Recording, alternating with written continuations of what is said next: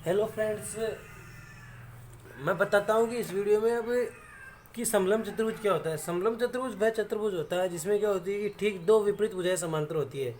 समांतर चतुर्भुज में क्या होती है कि जो भुजाएं होती है सारी आपस में समांतर होती है, बट इसमें क्या होती है केवल दो भुजा समांतर होती है जबकि दो भुजा समांतर नहीं होती है। तो इसमें आप देख सकते हो कि बी सी और ए डी तो क्या है, समांतर है, जबकि ए बी और सी डी क्या है, समांतर नहीं है। तो वैसा चतुर्भुज जिसमें क्या होती है ठीक दो भुजा समांतर होती है उसे हम क्या बोलते हैं, समलंब चतुर्भुज बोलते हैं। अब इसके एरिया की बात करते हैं। तब समलंब चतुर्भुज का एरिया जो होता है वो होता है 1/2 जो समांतर भुजा होती है उनका योगफल, और उन दोनों के बीच में जो क्या होती है डिस्टेंस होती है एच, तो उसकी जो हाइट होती है उसका गुणनफल होता है। तो समांतर चतुर्भुज क्षेत्रफल होता है 1/2 A plus B multiply by H. अब बताइए कि समलंब चतुर्भुज की माध्यिका क्या होती है। तो समलंब चतुर्भुज की माध्यिका क्या होती है। समलंब चतुर्भुज की माध्यिका होती है कि असमांतर भुजाओं के मध्य बिंदुओं को मिलाने वाली रेखा।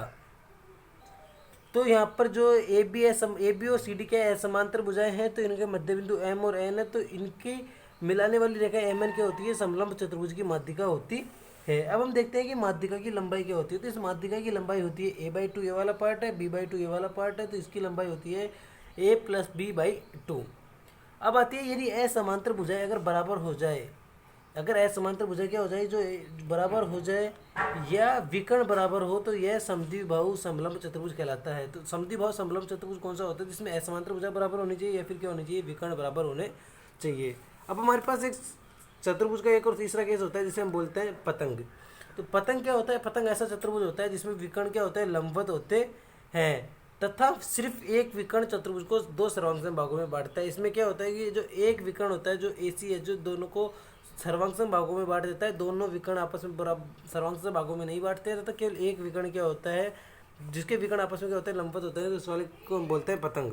अब बात करते हैं चक्रीय चतुर्भुज क्या होता है। चक्रीय चतुर्भुज वह चतुर्भुज होता है जिसके विपरीत कोण क्या होता है, संपूरक होता है। संपूरक का मतलब होता है कि कोणों का योगफल कितना होना है, 180 डिग्री होना। तो यहाँ पे कोण डी और बी क्या है, संपूरक है, ए और सी क्या है, संपूरक है। योगफल कितना 180 थीटा, तो परिधि पे बना हुआ कोण है तो इसलिए कितना होगा, 180 माइनस थीटा होगा।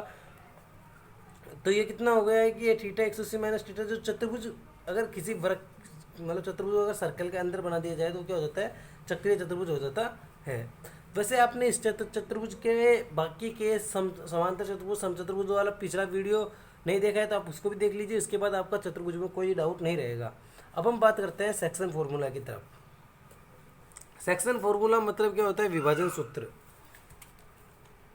तो जो हमारी यहाँ पे ए बी लाइन है इसको क्या कर रहा है, पी पॉइंट क्या कर रहा है, विभाजित कर रहा है। ए के पॉइंट x1 y1 है, बी के पॉइंट x2 y2 है, और पी पॉइंट है हमारा जो क्या है x, y। इस रेखा को m/n में विभाजित कर रहा है।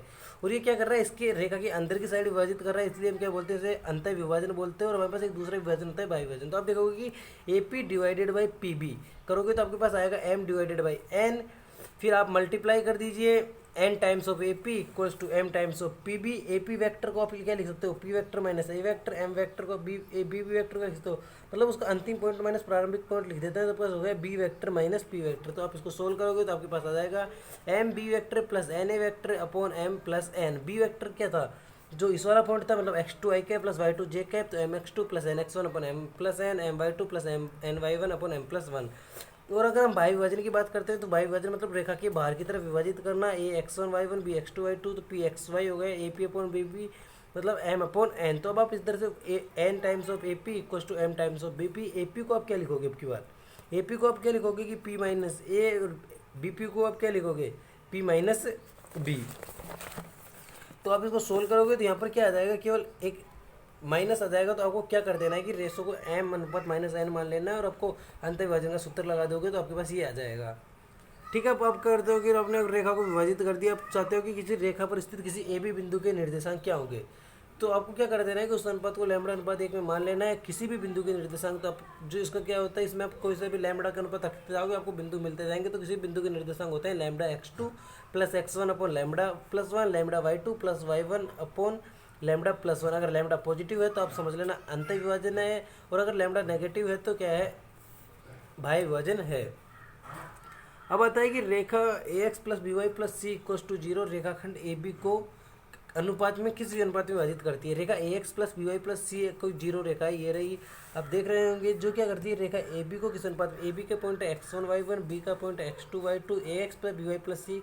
तो आप मान लीजिए इसको लैम्बडा और वन अनुपात में विभाजित करती है, तो lambda X two plus X one upon lambda plus one, lambda Y two plus Y one upon lambda plus, जो हमें देखा था कि किसी बिंदु के निर्देशांक क्या होंगे। तो आप अगर लैम्बडा और वन निकालोगे तो आप सीधे याद कर लीजिए, इसको निकालने की आपको जरूरत नहीं है। सोल्व करोगे तो आपके पास आ जाएगा लैम्बडा और one minus of A X one plus B Y one plus C upon A X two plus B Y two plus C. अगर आपके पास क्या करना है कि बिंदु पी को क्या रख देना है, लैम्बडा इसमें रख देना है रेखा में, तो आपके पास लैम्बडा वन आ जाएगी। लैम्बडा की वैल्यू अगर लैम्बडा पॉजिटिव आता है तो अंतर विभाजन है, और अगर लैम्बडा नेगेटिव आता है तो क्या हो जाएगा कि बाह्य विभाजन हो जाएगा। तो ये क्या था कि रेखाखंड का मतलब कि सेक्शन के वो हो गया था, कंसेप्ट था पूरा। बस इसके बाद आपको क्या है कि त्रिभुज बताने वाला हूँ मैं अगली वीडियो में। तो मैंने आपको समान चतुर्भुज और क्या पढ़ा दिया है, अंतर विभाजन पढ़ा दिया है। इसके 3-4 क्वेश्चन है, अगर आपको ये क्वेश्चन चाहिए आप क्वेश्चनों की प्रैक्टिस करते रहिए अपने आप, और मैं आपको एक वीडियो में इन क्वेश्चनों की प्रैक्टिस भी करवा दूंगा। तो आपको अगर हमारा वीडियो पसंद आया हो तो लाइक करें, शेयर करें, सब्सक्राइब करें। धन्यवाद।